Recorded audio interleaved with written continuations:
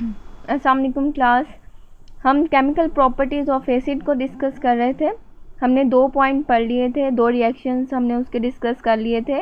अब हम पढ़ने जा रहे हैं reaction with base. Third point है, थर्ड जिसकी केमिकल प्रॉपर्टीज़ है कि एसिड जब बेस के साथ रिएक्ट करते हैं तो क्या होता है। बेसिस हमारे पास 3 तरह से शो हो सकती हैं, 3 तरह से अपनी प्रॉपर्टीज़ को शो कर सकती हैं। Metal oxide, metal hydroxide and ammonium hydroxide. इन तीनों की नेचर, इन तीनों कंपाउंड की नेचर बेसिक होती है। मेटल ऑक्साइड यानी मेटल के जो ऑक्साइड होते हैं उनकी नेचर, मेटल हाइड्रोक्साइड जो मोस्टली हम यूज़ करते हैं जैसे कि सोडियम हाइड्रोक्साइड है, इनको भी हम यूज़ करते हैं बेस के तौर पर। यहाँ इस लेवल पर या 10th क्लास में आप अमोनियम हाइड्रोक्साइड को अभी डिस्कस नहीं करेंगे इस चैप्टर में कि ये रिएक्शन जब एसिड के साथ करते हैं तो क्या होता है। इनका रिएक्शन भी सिंपल होता है लेकिन आपके अभी सिलेबस में नहीं है तो हम इनको डिस्कस नहीं करेंगे। तो हम डिस्कस करेंगे मेटल ऑक्साइड को और मेटल हाइड्रोक्साइड को। हाइड्रोक्साइड यानी कि OH जब होगा और ऑक्साइड जब उसके साथ सिर्फ ऑक्सीजन सिंपल फॉर्म में प्रेजेंट होगी तो तब रिएक्शन क्या होगा ये हम डिस्कस करेंगे। न्यूट्रलाइजेशन रिएक्शन हमने जनरली पहले डिस्कस किया है कि जब भी एक एसिड और बेस आपस में रिएक्ट करें और नतीजे के तौर पर क्या बने, साल्ट एंड वाटर, तो रिएक्शन क्या कहलाता है, न्यूट्रलाइजेशन रिएक्शन। हाँ, अगर हमारे पास साल्ट नहीं बनता या वाटर, साल्ट एंड वाटर दोनों एट अ टाइम, अगर दोनों ही नहीं बनते हैं तो वो हमारे पास न्यूट्रलाइजेशन रिएक्शन नहीं है। हाँ, अगर साल्ट बन जाता है वाटर नहीं बनता तब भी नहीं है, वाटर बन जाता है साल्ट नहीं बनता तब भी वो हमारे पास न्यूट्रलाइजेशन रिएक्शन नहीं है। दोनों की फॉर्मेशन लाजमी है। एग्जाम्पल देते हैं एसिड और बेस के रिएक्शन में। बेस मैंने ली है सोडियम हाइड्रोक्साइड और एसिड हमारे पास है हाइड्रोक्लोरिक एसिड। ये एग्जाम्पल हमने पहले डिस्कस की है। सोडियम है, Na पॉजिटिव चार्ज होता है इसके ऊपर और हाइड्रोक्साइड के ऊपर -1 चार्ज। इस तरह से ACl में हाइड्रोजन के ऊपर +1 और Cl के ऊपर नेगेटिव चार्ज होता है। उसी तरह से अगर आपने वो पहले दो रिएक्शंस हमने पढ़े हैं वो अच्छे से याद किए हैं तो आपको याद होगा मैंने कहा था कि एक का पॉजिटिव दूसरे के नेगेटिव को अपनी तरफ अट्रैक्ट करता है। तो यहाँ पॉजिटिव सोडियम के ऊपर और इधर नेगेटिव क्लोरीन के ऊपर, तो दोनों आपस में रिएक्ट करेंगे, अट्रैक्शन होगी और दोनों रिएक्ट करेंगे तो नतीजे के तौर पर हमारे पास बनेगा NaCl यानी कि सोडियम क्लोराइड जो कि एक साल्ट है। फिर जो चीज़ रह जाती है वो क्या है, हाइड्रोक्साइड आयन और हाइड्रोजन आयन। हाइड्रोक्साइड आयन के ऊपर नेगेटिव चार्ज और इसके ऊपर पॉजिटिव चार्ज, ये दोनों आपस में अट्रैक्शन शो करते हैं और इसके नतीजे में क्या बनता है, वाटर यानी कि H2O। ये हमने बेस का एसिड के साथ देखा और बेस हमने कौन सी ली, जब मेटल हाइड्रोक्साइड है। मेटल हमारे पास यहाँ सोडियम है और हाइड्रोक्साइड OH नेगेटिव है और ये एसिड है। अब हम देखते हैं कि जब मेटल ऑक्साइड एसिड के साथ रिएक्ट करते हैं तो क्या हो सकता है, कौन सा रिएक्शन प्रोसीड होता है। कॉपर ऑक्साइड है हमारे पास, क्यूपरस ऑक्साइड। कॉपर की यहाँ वैलेंसी +2 और ऑक्सीजन की वैलेंसी एज यू नो -2 होती है। इस तरह से सल्फ्यूरिक एसिड को देखें तो हाइड्रोजन की +1 और यहाँ 2 हाइड्रोजन है तो 2 +1 होंगे यानी कि +2 और सल्फेट की -2। ठीक है, तो ये दोनों इसीलिए तो एग्जिस्ट करते हैं कि इसकी अगर -2 है तो हाइड्रोजन भी उसके साथ 2 अटैच है, क्योंकि हाइड्रोजन +1 है। एक +1 होता तो उसके साथ वैसा रिएक्शन या वैसी स्टेबिलिटी नहीं होनी थी। तो 2 हाइड्रोजन हमने इसलिए लिए हैं क्योंकि सल्फेट की वैलेंसी क्या है, -2। उसी तरह से नेगेटिव और पॉजिटिव, अब आपने देखना है कि कौन सा पॉजिटिव कौन सा नेगेटिव है, एक का पॉजिटिव कौन सा है दूसरा का नेगेटिव कौन सा है। तो ज़रा यहाँ देखें कि इधर पॉजिटिव किसके ऊपर है, जी हाँ कॉपर के ऊपर, और यहाँ किसके ऊपर नेगेटिव है, नेगेटिव ने पॉजिटिव को ट्रैक करना है तो इधर नेगेटिव ढूंढे कौन सा है, नेगेटिव है सल्फेट के ऊपर।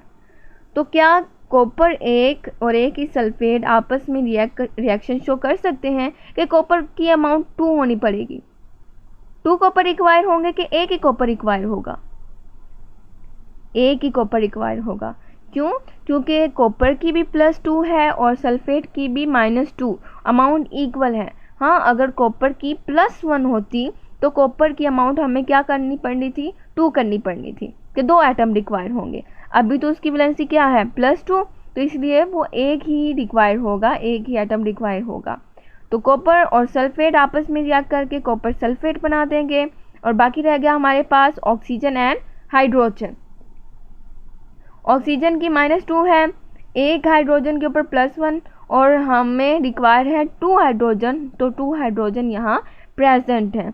तो एक ऑक्सीजन 2 हाइड्रोजन को अपनी तरफ अट्रैक्ट करता है और इसके नतीजे में क्या बनता है, वाटर का मॉलिक्यूल, वाटर का एक मॉलिक्यूल। ये हमने पढ़ा, क्या पढ़ा, बेस और एसिड का रिएक्शन, जिसे हम क्या नाम देते हैं, न्यूट्रलाइजेशन। और यहाँ भी हमारे पास साल्ट बना है और यहाँ भी हमारे पास साल्ट, कॉपर सल्फेट एक साल्ट है और साथ में हमारे पास वाटर की फॉर्मेशन हुई है। देन हम फोर्थ वाली एग्जांपल, फोर्थ वाला रिएक्शन केमिकल प्रॉपर्टीज में देखते हैं, reaction with sulphides and bisulphide. आपको याद होगा हमने कार्बोनेट्स एंड बाइकार्बोनेट्स पढ़े थे, ठीक है। कार्बोनेट में उसके ऊपर CO3 -2 था और बाइकार्बोनेट में H था साथ, बाई जो है वो H की वजह से है, तो CO3 उसके ऊपर -1 चार्ज था। यहाँ हम देखेंगे सल्फाइड, सल्फाइड्स एंड बाइसल्फाइड। यहाँ ये कैल्शियम सल्फेट, जब हम इसको मेटल के साथ या इस तरह से नाम में शो करते हैं ना, कलेक्टिवली देखते हैं तो हम सल्फेट्स का नाम देते हैं, जब अलग देखते हैं तो हम इसे सल्फाइड कहते हैं। इस तरह से उधर हमारे पास सोडियम बाइसल्फाइड या बाइसल्फेट भी हम इसे कह सकते हैं, ठीक है। एक हम सल्फाइड का देखेंगे, दूसरा बाइसल्फाइड का।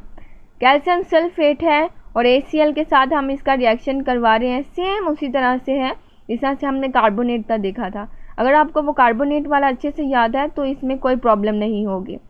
तो यहाँ प्लस है, प्लस किसके ऊपर है, कैल्शियम के ऊपर, कैल्शियम के ऊपर +2 चार्ज है और इधर हमें नेगेटिव रिक्वायर है और नेगेटिव तो क्लोरीन के ऊपर चार्ज है, लेकिन क्लोरीन की वैलेंसी क्या होती है, -1, तो कैल्शियम -1 के साथ एक ही क्लोरीन रिक्वायर करेगा, एक ही क्लोरीन चाहिए होगा उसे, एक कैल्शियम जिसकी वैलेंसी +2 है और एक क्लोरीन जिसकी वैलेंसी -1 है। क्या ऐसे रिएक्शन हो जाएगा, नहीं। हमें एक कैल्शियम के साथ कितने क्लोरीन, 2 क्लोरीन रिक्वायर होंगे, क्योंकि कैल्शियम की वैलेंसी +2 है और यहाँ -1, एक ही क्लोरीन लेते हैं तो उसके ऊपर -1, तो 2 लेंगे तो -1 -2 हो जाएगा, क्लियर। तो हम कितने क्लोरीन लेंगे, 2 क्लोरीन, इसलिए तो मैंने साइड पे 2 शो किया है, ठीक हो गया। तो यहाँ हमारे पास CaCl2, जब क्लोरीन ने उसके साथ रिएक्शन शो कर दिया तो कैल्शियम क्लोराइड बन गया। मुझे उम्मीद है आपको समझ आ रही होगी, ठीक है। तो हमने यहाँ साइड पे शो किया है, यहाँ साइड पे अमाउंट में चेंजेस करते हैं। अब ACl हाइड्रोक्लोरिक एसिड, अब उसके फॉर्मूले में तो हम गड़बड़ नहीं ना कर सकते, उसका फॉर्मूला ACl है, हम कर दें कि इसके नीचे यहाँ 2 लगा दें तो वो ACl का फॉर्मूला ख़राब हो जाएगा ना, इसलिए हम इसकी साइड पर जो चेंजेस अगर हमने किसी भी केमिकल रिएक्शन में करनी होती हैं तो वो चेंजेस हम इधर साइड पर शो करते हैं, ठीक है। अब समझ आ गई होगी। तो ये 2 जो है वो इस हाइड्रोजन का भी है, क्लोरीन का भी है, तो क्लोरीन 2 क्लोरीन कैल्शियम के साथ रिएक्ट करके कैल्शियम क्लोराइड बना देते हैं। बाकी हमारे पास क्या रह गया, यहाँ हाइड्रोजन और यहाँ हमारे पास सल्फाइड, सल्फाइड जिस तरह से कार्बोनेट के साथ हुआ था, यहाँ सल्फाइड की स्ट्रक्चर भी सेम वैसे ही है कि कार्बन के साथ वहाँ डबल बॉन्ड था और ऑक्सीजन साइड पे वैसे थे जिनके ऊपर नेगेटिव चार्ज था, यहाँ सल्फर के साथ भी वैसे ही है। तो क्या होता है, वो याद होगा आपको, मैंने यहाँ से जो बॉन्ड था सल्फर के हिस्से का जो इलेक्ट्रॉन था वो इलेक्ट्रॉन इधर ऑक्सीजन के साथ बॉन्ड बना देता है।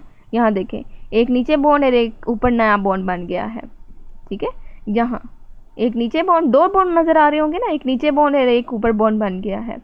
और यहाँ से ऑक्सीजन अपना इलेक्ट्रॉन, एक पहले ही इलेक्ट्रॉन था और एक जो नया इलेक्ट्रॉन बॉन्ड वाला था वो लेकर यहाँ से रिमूव हो जाएगा। तो सल्फाइड ने एक सल्फर डाइऑक्साइड दिया और एक ऑक्सीजन प्रोवाइड किया, ठीक है। सल्फर डाइऑक्साइड गैस की फॉर्म में यहाँ से रिमूव आउट हो जाएगा। यहाँ मैंने एरो शो किया हुआ है, स्मॉल एरो, जो कि शो कर रहा है कि ये गैस है। दूसरी चीज़, जो रह गई हमारे पास यहाँ ये एक ऑक्सीजन और यहाँ के 2 हाइड्रोजन, ठीक है। ये 2 हाइड्रोजन और ये ऑक्सीजन आपस में रिएक्ट करेंगे तो क्या बना देंगे, वाटर।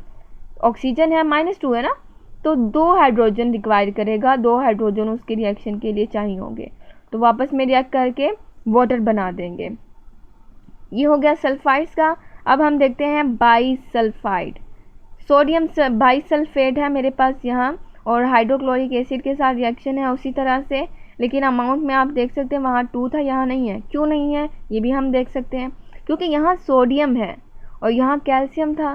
कैल्शियम की वैलेंसी +2 होती है और सोडियम की +1, तो +1 यहाँ क्लोरीन -1 आसानी से यहाँ से रिमूव हो जाएंगे और बन जाएगा सोडियम क्लोराइड।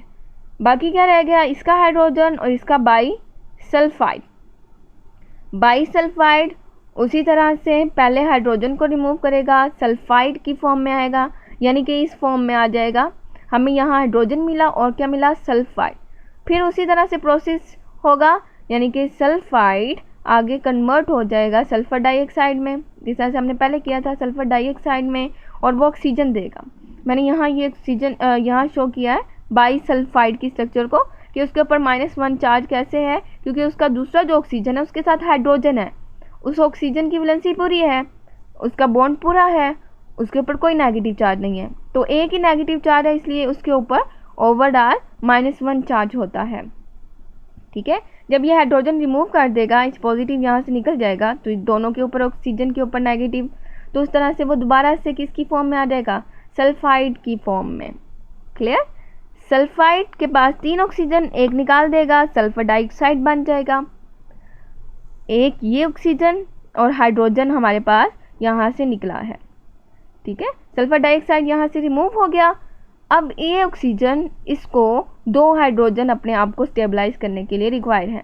एक तो यहाँ से निकला था वो हाइड्रोजन, और एक यहाँ जो क्लोरीन वाला हाइड्रोजन है वो इसके साथ रिएक्ट करके क्या बना देंगे, वाटर। बात क्लियर। हमने देखा सल्फाइड्स के साथ और बाईसल्फाइड्स के साथ रिएक्शन, दोनों में कुछ बहुत कम फ़र्क है, लेकिन रिएक्शन उनका सेम ही है, रिएक्शन एक ही तरीके से प्रोसीड होता है। दोनों में सल्फर डाइऑक्साइड, दोनों में वाटर, दोनों में सॉल्ट बन रहा है हमारे पास, और दोनों में यही चेंजेस होती है। बस इधर हमारे पास एक अलग से स्टेप है जब हाइड्रोजन को रिमूव करना होता है, ठीक है। लास्ट रिएक्शन हमारा है रिएक्शन विद सल्फाइड्स। हमने सल्फाइड्स टी के साथ, सल्फाइड्स, ठीक है, बाईसल्फाइड्स टी के साथ सल्फाइड्स, और यहाँ डी है सल्फाइड्स। उन दोनों का फॉर्मूला और है, यहाँ हमारे पास सल्फ़र, जब सल्फ़र अपनी एटॉमिक फॉर्म में यानी सिंगल एटम की फॉर्म में प्रेजेंट होता है और उसकी वैलेंसी -2 होती है, तो वो सल्फाइड्स कहलाता है। तो यहाँ हमारे पास फेरस सल्फाइड है, फेरस, ठीक है। आयरन की वैलेंसी में भी फ़र्क होता है, एक वो फेरिक होती है जब उसकी वैलेंसी +3 होती है, यहाँ +2 है, तो ये क्या है, फेरस सल्फाइड, और रिएक्शन है सल्फ्यूरिक एसिड के साथ, H2SO4 के साथ। रिएक्शन सिंपल, उसी तरह से प्लस और माइनस का सारा खेल है। यहाँ क्या है, प्लस इसके ऊपर, यहाँ माइनस इसके ऊपर, +2 है, ये -2 है, दोनों आराम से रिएक्शन कर सकते हैं। तो FeSO4 यहाँ से ये हमारे पास बन गया। बाकी क्या रह गया, हाइड्रोजन एंड सल्फर सल्फाइड की फॉर्म में, सल्फाइड -2 चार्ज और हाइड्रोजन हमारे पास 2 हैं, तो ये इसके साथ रिएक्ट करेगा। क्या हमारे पास 2 हाइड्रोजन हैं, यस, 2 हाइड्रोजन हमारे पास हैं जो इस सल्फर के साथ रिएक्शन शो कर सकते हैं। तो 2 हाइड्रोजन H2S यानी हाइड्रोजन सल्फाइड। क्लियर। ये रिएक्शन बहुत सिंपल, बस आपने नाम पे देखना है और वैलेंसीज को देखना है। इन रिएक्शंस की भी, इनकी प्रैक्टिस भी, ये सारी चीज़ें बुक्स में नहीं है, आपने जहन में रखनी है जो चीज़ें मैंने बताई हैं, वैलेंसीज को, और ये किस तरह से आपस में कन्वर्ट होती हैं और कैसे कैसे प्रोडक्ट बनाती हैं, ये आपने जहन में रखना है।